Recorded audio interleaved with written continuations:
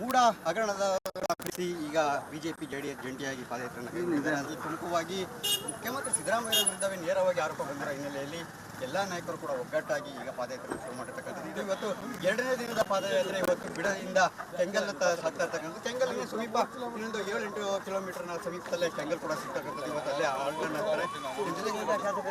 ವಿಶ್ವನಾಥ್ ಹಾಗೆ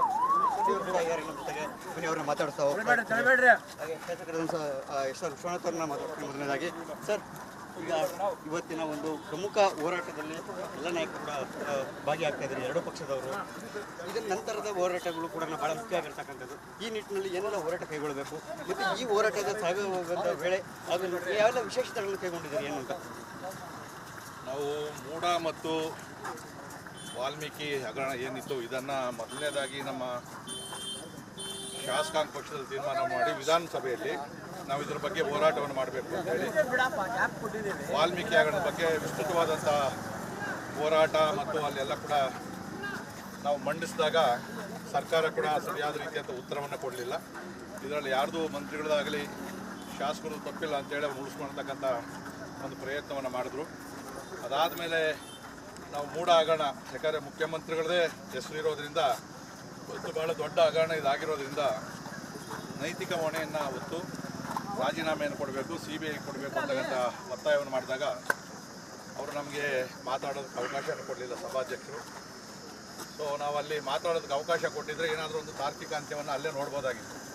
ಯಾಗ ನಮಗೆ ಅವಕಾಶ ಕೊಡಲಿಲ್ವೋ ನಮ್ಮ ಕೋರ್ ಕಮಿಟಿಯ ಎಲ್ಲ ಸದಸ್ಯರು ಮುಖಂಡರೆಲ್ಲ ಸೇರಿ ಮೂಡ ಹಗರಣದ ರೂವಾರಿ ಸಿದ್ದರಾಮಯ್ಯ ಅವರ ಊರು ಮೈಸೂರು, ಹಗರಣ ನಡೆದಿರ್ತಕ್ಕಂಥದ್ದು ಅಲ್ಲೇ.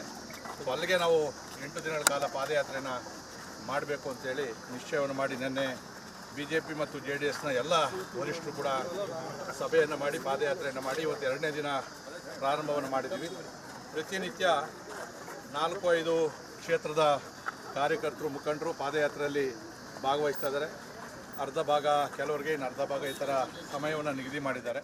ಅಲ್ಲಿಯವರೆಗೂ ಕೂಡ ನಿಗದಿತ ಸಮಯಕ್ಕೆ ಆಯಾ ಕಾರ್ಯಕರ್ತರು ಪಾದಯಾತ್ರೆ ಮಾಡಬೇಕು ಮತ್ತು ಪ್ರತಿನಿತ್ಯ 4-5 ಸಾವಿರ ಜನ ನಿರಂತರವಾಗಿ ಮೈಸೂರುವರೆಗೂ ನಡೀತಕ್ಕಂಥ ತಂಡ ಹೊಂದಿದೆ. ಮತ್ತು ಎಲ್ಲ ಮೋರ್ಚಾಗಳ ಕಾರ್ಯಕರ್ತರಿಗೆ ಕೂಡ ಊಟದ ವ್ಯವಸ್ಥೆ, ವಸತಿ ವ್ಯವಸ್ಥೆ, ಮಾರ್ಗ ಮಧ್ಯದಲ್ಲಿ ಕುಡಿಯೋ ನೀರು, ಈ ಥರ ಸೌತೆಕಾಯಿ, ಪಾನಕ ಇವೆಲ್ಲವನ್ನು ಕೊಡ್ತಕ್ಕಂಥ ವ್ಯವಸ್ಥೆ ಆಗಿದೆ. ಯಾಕಂದರೆ ಮಾರ್ಗ ಮಧ್ಯದಲ್ಲಿ ಏನೂ ತೊಂದರೆ ಆಗಬಾರ್ದು ಅಂತೇಳಿ ಭಾಳ ವ್ಯವಸ್ಥಿತವಾಗಿ ಈ ಮೈಸೂರು ಪಾದಯಾತ್ರೆನ JDS ಮತ್ತು ನಮ್ಮ BJPಯ ವರಿಷ್ಠರು ಸೇರಿ ಮಾಡಿದ್ದಾರೆ. ತಾವೇ ನೋಡ್ತಾ ಇದ್ದೀರಿ, ಸಾವಿರಾರು ಜನ ಕಾರ್ಯಕರ್ತರು ಆಯಾಸವಿಲ್ಲದೆ ಭಾಳ ಉತ್ಸಾಹದಿಂದ ಇವತ್ತು ಈ ಪಾದಯಾತ್ರೆಯನ್ನು ಮಾಡ್ತಾಯಿದ್ದೀವಿ.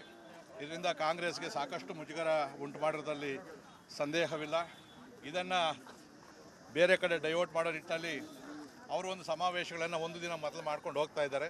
ಇದರಿಂದ ಯಾವುದೂ ಪ್ರಯೋಜನ ಆಗೋದಿಲ್ಲ. ಇವತ್ತು ಮಾಧ್ಯಮಗಳಲ್ಲೆಲ್ಲ ಇವತ್ತು ಪಾದಯಾತ್ರೆ ಬಗ್ಗೆನೇ ಭಾಳ ದೊಡ್ಡದಾಗಿ ಸುದ್ದಿಯನ್ನು ಬಿಂಬಿಸ್ತಾ ಇರೋದ್ರಿಂದ ಅನಿವಾರ್ಯವಾಗಿ ಸಿದ್ದರಾಮಯ್ಯವರು ಒಂದು ಕ್ರಮವನ್ನು ತಗೊಳ್ಳೇಬೇಕಾಗ್ತದೆ. ಸೊ ಇದು ನಮ್ಮದು ಏನು 10ನೇ ತಾರೀಕು ಮೈಸೂರಿನಲ್ಲಿ ಒಂದು ದೊಡ್ಡ ಸಮಾವೇಶದ ಜೊತೆಯಲ್ಲಿ ಕಾರ್ಯಕ್ರಮವನ್ನು ಮುಗಿಸುವಂಥ ಕಾರ್ಯಕ್ರಮ. ತದನಂತರ ಅಲ್ಲಿಗೂ ಕೂಡ ಸರ್ಕಾರ ನಮ್ಮ ಬೇಡಿಕೆಗಳಿಗೆ ಮಣಿಲಿಲ್ಲ ಅಂತಂದರೆ ಮುಂದೆ ನಮ್ಮ ವರಿಷ್ಠರು ಮತ್ತು JDSನ ವರಿಷ್ಠರು ಕೂತ್ಕೊಂಡು ಕಾರ್ಯಯೋಜನೆ ಏನು ಮಾಡ್ತಾರೋ ಅದಕ್ಕೆ ನಾವೆಲ್ಲ ಕೂಡ ಸಿದ್ಧವಾಗಿದ್ದೀವಿ. Thank you sir. ಹಾಗೇನೇ ನಮ್ಮ ಜೊತೆ ನಂದೀಶ್ ರೆಡ್ಡಿ ಅವರು BJP ಪ್ರಧಾನ ಕಾರ್ಯದರ್ಶಿಗಳ ನಂದೀಶ್ ರೆಡ್ಡಿ ಅವರನ್ನು ಮಾತಾಡ್ಸೋಣ ಅಂತ ಪ್ರಯತ್ನ ಮಾಡ್ತಾರೆ. ಸರ್, ಈಗ BJPಯ ಹೋರಾಟಕ್ಕೆ ಕೌಂಟರ್ ಆಗಿ ಕಾಂಗ್ರೆಸ್ನವರು ಜನಾಂದೋಲನವನ್ನು ಶುರು ಮಾಡಿದ್ದಾರೆ. ತಾವು ಯಾವ ರೀತಿಯಾಗಿ ಅದಕ್ಕೆ ಕೌಂಟರನ್ನು ಕೊಡ್ತೀರಿ? ಮತ್ತೆ ಅದೇನಾದ್ರು ಪಕ್ಷಕ್ಕೆ ಏನಾದರೂ ಡ್ಯಾಮೇಜ್ ಆಗುತ್ತೆ, ತಮಗೂ ಕೂಡ ಡ್ಯಾಮೇಜ್ ಆಗುತ್ತೆ ಏನಾದ್ರು? ಅವರು ಜನಾಂದೋಲನ ಶುರು ಮಾಡಿರೋದು BJPಗೆ ಕೌಂಟರ್ ಕೊಡೋಕ್ಕಲ್ಲ, ಇದು BJPಗೆ ಇನ್ನೂ ಹೆಚ್ಚು ಪ್ರಚಾರ ಕೊಡ್ತಕ್ಕಂಥದ್ದಕ್ಕೆ. ಒಂದು ದಿನ ಮೊದಲು ನಾವು 3ನೇ ತಾರೀಕು ಪ್ರಾರಂಭ ಮಾಡ್ತೀರಿ ಅಂದಾಗ ಅವ್ರು 2ಕ್ಕೆ ಪ್ರಾರಂಭ ಮಾಡಿದ್ರು. ಮಾಡಿ ಒಂದು ದಿನ ಅಡ್ವಾನ್ಸ್ ಆಗಿ ಗ್ರಾಮದಲ್ಲೂ ನಮ್ಮ ಲೊಕೇಶನ್ಸ್ ಏನಿದೆ ಆ ಪಾಯಿಂಟ್ಗಳಲ್ಲಿ ಹೋಗಿ ಪ್ರಚಾರ ಮಾಡ್ತಕ್ಕಂಥದ್ದು ಮಾಡ್ತಿದ್ದಾರೆ. ಅದರಿಂದ ಇನ್ನೂ ಹೆಚ್ಚು ನಮಗೆ ಪ್ರಚಾರ ಆಗ್ತಿದೆ ಹೊರತು ಯಾವುದೇ ಒಂದು ಡ್ಯಾಮೇಜ್ ಆಗಲ್ಲ. ಪಾದಯಾತ್ರೆ ಆಗಿರೋ ಕಾಂಗ್ರೆಸ್ನಲ್ಲಿ ನಡುಕ ಶುರುವಾಗಿದೆ ಹಾಗಾದರೆ ಈ ಭಾಗದಲ್ಲಿ 100ಕ್ಕೆ 100 ಅವ್ರಿಗೆ ನಡ್ಕ ಬಂದ ಮೇಲೇ ಅದನ್ನ ಮಾಡೋಕ್ಕೆ ಹಚ್ಚಿರೋದು. ಇನ್ನೇನಿದೆ, ಅವ್ರಿಗೆ ಬೇರೆ ಏನೇ ಯೋಜನೆನೇ ಇಲ್ವಲ್ಲ ಯಾವುದೂ.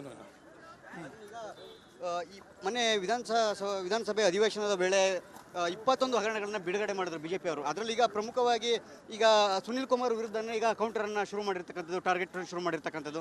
ಅದರಲ್ಲಿ ಈಗಾಗಲೇ ಪರಶುರಾಮ ಥೀಮ್ ಪಾರ್ಕ್ ವಿಚಾರವಾಗಿ ಈಗಾಗಲೇ ಅವನ್ನ ಟಾರ್ಗೆಟ್ ಮಾಡಿ ಅಂದರೆ ಈ ತನಿಖೆಯನ್ನು ಶುರು ಮಾಡಿದ್ದಾರೆ, ಕೈಗೆತ್ಕೊಂಡ್ಬಿಟ್ಟಿದ್ದಾರೆ. ಈಗ ಈ ಎಲ್ಲ BJP ನಾಯಕರು ಒಬ್ಬರಾಗಿ ಟಾರ್ಗೆಟ್ ಆಗ್ತಾ ಇದ್ದಾರೆ ಅಂತ ಕಾಂಗ್ರೆಸ್ನವ್ರಿಗೆ.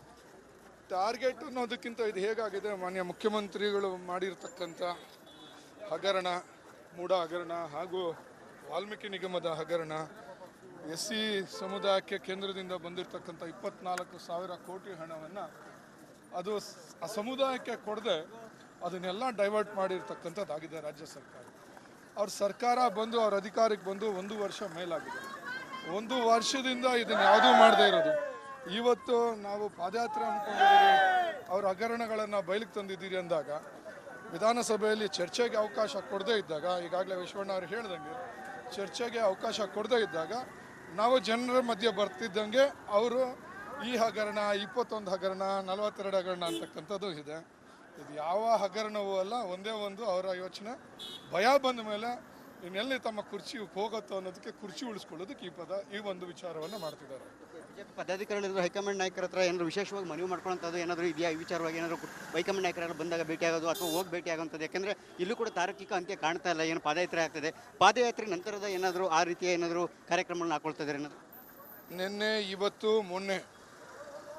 ಮೊನ್ನೆ ದಿನ ಸಂಜೆ ನಮ್ಮ ರಾಜ್ಯದ ಉಸ್ತುವಾರಿಗಳಾದ ರಾಧಾಮೋಹನ್ ಅಗರ್ವಾಲ್ ಅವರು ಮತ್ತು ಸಹ ಉಸ್ತುವಾರಿಗಳಾದಂಥ ಡಾಕ್ಟರ್ ಸುಧಾಕರ್ ರೆಡ್ಡಿರವರು ನಿನ್ನೆಯಿಂದ ಮೊನ್ನೆ ಬಂದು ಬೆಂಗಳೂರಿನಲ್ಲಿ ಎಲ್ಲ ವಿಚಾರಗಳನ್ನು ಚರ್ಚೆ ಮಾಡಿದ್ದಾರೆ.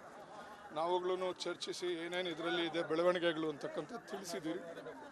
ಬಹುಶಃ ಇವತ್ತು ಬೆಳಗ್ಗೆನೂ ಡಾಕ್ಟರ್ ಸುಧಾಕರ್ ರೆಡ್ಡಿ ಅವರು, ನಿನ್ನೆ ಅಗರ್ವಾಲ್ ಅವರು ಎಲ್ಲರೂ ಒಟ್ಟಿಗೆ ನಾವು ಮಾಡ್ತಾ ಇರ್ತಕ್ಕಂಥ ಪಾದಯಾತ್ರೆದ ಮಾಹಿತಿಯನ್ನು ದಿನನಿತ್ಯ ಪಡಿತಾ ಇದ್ದಾರೆ. ಇದರಿಂದ ಏನು ಕೇಂದ್ರಕ್ಕೆ ಸಂಪೂರ್ಣವಾಗಿ ಮಾಹಿತಿ ಹೋಗ್ತಾ ಇದೆ. ಇದಿಷ್ಟು ಕೂಡ ಬಿಜೆಪಿ ಪ್ರಧಾನ ಕಾರ್ಯದರ್ಶಿ ನಂದೀಶ್ ರೆಡ್ಡಿ ಅವರ ಮಾತು. ಒಟ್ಟಾರೆಯಾಗಿ ಇವತ್ತಿನ ಒಂದು ಪಾದಯಾತ್ರೆ ಕುರಿತಂತೆ ಆ ಸಂದರ್ಭದಲ್ಲಿ ನಾಡಿಗೆ ಏನು ಕೊಟ್ಟಿದ್ದೇವೆ, ಇವತ್ತು ಈ ಶಕ್ತಿಯನ್ನು ಬೆಳೆಸಿರ್ತಕ್ಕಂಥವರು ಬಿಜೆಪಿ ಮತ್ತು JDSನ 2 ಕಾರ್ಯಕರ್ತರುಗಳು ಅಂತಕ್ಕಂಥದ್ದನ್ನು ನಾನು ಮರೀಲಿಕ್ಕೆ ಸಿದ್ಧ ಇಲ್ಲ. ಅದಕ್ಕೆ ನೆನ್ನೆ ಹೇಳಿದ್ದೇನೆ, ಬಿಜೆಪಿ ಮತ್ತು JDSನ ಹೊಂದಾಣಿಕೆ ಕಾಂಗ್ರೆಸ್ ನಾಯಕರುಗಳನ್ನು ನಿದ್ದೆಗೆಡಿಸಿದೆ. ಅವ್ರು ನಿದ್ದೆ ಮಾಡ್ತಕ್ಕಂಥ ಪರಿಸ್ಥಿತಿ ಉಳಿದಿಲ್ಲ. ಇವತ್ತು ಯಾರ್ಯಾರು ಮುಂದೆ ಏನೇನು ಆಗ್ತೀವೋ ಅಂತಕ್ಕಂಥ ಇವತ್ತು ಗಾಬರಿಯಲ್ಲೇನಿದ್ದೀರಿ. ನಿಮ್ಮ ಹೇಳಿಕೆಗಳನ್ನು ಗಮನಿಸ್ತಾ ಇದ್ದೇನೆ. ಎಷ್ಟೆಷ್ಟು ಜನ ಇವತ್ತು ಸಿದ್ದರಾಮಯ್ಯನವ್ರನ್ನ ನೀವು ಇವತ್ತು ವಹಿಸ್ಕೊಂಡು ಮಾತಾಡಬೇಕಾದ ಪರಿಸ್ಥಿತಿಲಿ ಇದ್ದೀರಿ. ಸಿದ್ದರಾಮಯ್ಯನವ್ರಿಗೆ ಹೇಳ್ತೀನಿ, ನನ್ನ ಮೇಲೆ ಒಂದು ಅಪಾಂತರ ಬಂದಾಗ, ನಾನು ಯಡಿಯೂರಪ್ಪನವರು ಸರ್ಕಾರ ರಚನೆ ಮಾಡಿದ್ದಾಗ ನಾನು ಹೇಳಿದೆ ವಿಧಾನಸಭೆ ಕಲಾಪದಲ್ಲಿ, ನನ್ನ 124 ಶಾಸಕರುಗಳನ್ನು ರಕ್ಷಣೆ ಪಡ್ಕೊಂಡು ನನ್ನ ಮೇಲೆ ಬಂದಿರತಕ್ಕಂಥ ಆಪಾದನೆಯನ್ನು ಇವತ್ತು ರಕ್ಷಣೆ ಪಡೀಲಿಕ್ಕೆ ಹೋಗೋದಿಲ್ಲ, ಏಕಾಂಗಿಯಾಗಿ ಎದುರಿಸ್ಲಿಕ್ಕೆ ಸಿದ್ಧ ಆಗಿ ಅಂತಕ್ಕಂಥದ್ದನ್ನ ಕಾಂಗ್ರೆಸ್ ನಾಯಕರಿಗೆ ಹೇಳಿದೆ. ಇವತ್ತು ನೀವೇನು ಮಾಡ್ತಾ ಇದ್ದೀರಿ? ನಿಮ್ಮ ತಪ್ಪುಗಳನ್ನು ಮುಚ್ಕೊಳ್ಳಿಕ್ಕೆ ನಿಮ್ಮ ನಾಯಕರುಗಳನ್ನು ಮುಂದೆ ಬಿಟ್ಕೊಂಡು ಹೊರಟಿದ್ದೀರಿ. ನಿಮಗೂ ನಮಗೂ ಇರ್ತಕ್ಕಂಥ ವ್ಯತ್ಯಾಸ